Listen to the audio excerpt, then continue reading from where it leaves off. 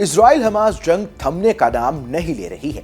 वैसे तो कुछ दिनों से ऐसी अटकलें लगाई जा रही थी कि 4 महीने की लंबी जंग के बाद अब गाजा में शांति हो सकती है, लेकिन अब नेतन्याहू के ताजा बयान से यह साफ हो गया है कि इजराइल हमास को जड़ से खत्म करके ही राहत की सांस लेगा।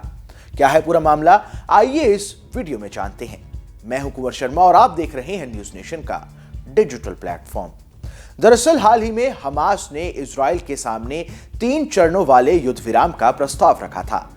रॉयटर्स की रिपोर्ट के अनुसार हमास ने यह प्रस्ताव पिछले सप्ताह कतर और मिस्र के मध्यस्थों द्वारा भेजे गए प्रस्ताव के जवाब में भेजा है, लेकिन हमास की गुजारिश के बावजूद इजराइल ने संघर्ष विराम से साफ इनकार कर दिया है।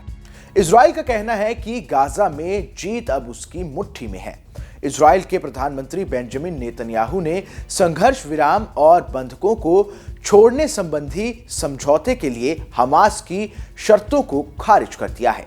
नेतन्याहू ने शर्तों को भ्रामक बताया है और कहा है कि गाजा पर हमास के नियंत्रण को समाप्त करने तक युद्ध जारी रहेगा। उन्होंने पूर्ण विजय प्राप्त होने तक हमास के खिलाफ युद्ध लड़ने का संकल्प जताया है।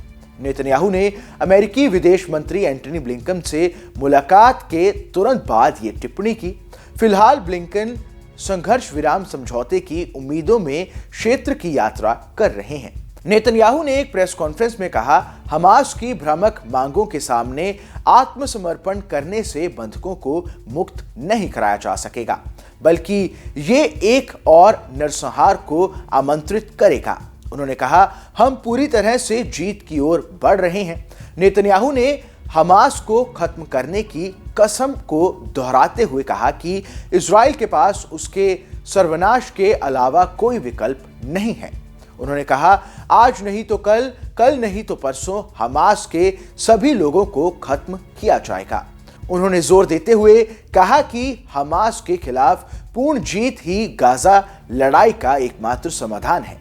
आपको बता दें कि हमास के प्रस्ताव के अनुसार पहले चरण के 45 दिनों के दौरान इजरायली जेलों में बंद सभी फिलिस्तीनी महिलाओं और बच्चों की रिहाई के बदले हमास सभी इजरायली महिलाओं, बंधकों, 19 वर्ष से कम उम्र के पुरुषों, बुजुर्गों और बीमारों को रिहा करेगा। दूसरे चरण के दौरान शेष पुरुष बंधकों को मुक्त किया जाएगा और तीसरे चरण में लड़ाई में मारे गए लोगों के अवशेषों का आदान प्रदान किया जाएगा।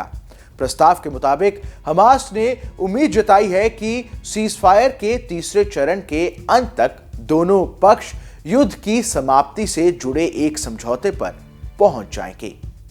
इस खबर में बस इतना ही। यह खबर आपको कैसी लगी हमें कमेंट कर जरूर बताएं। देश दुनिया की तमाम बड़ी खबरों के लिए देखते रहिए न्यूज नेशन का डिजिटल प्लेटफॉर्म।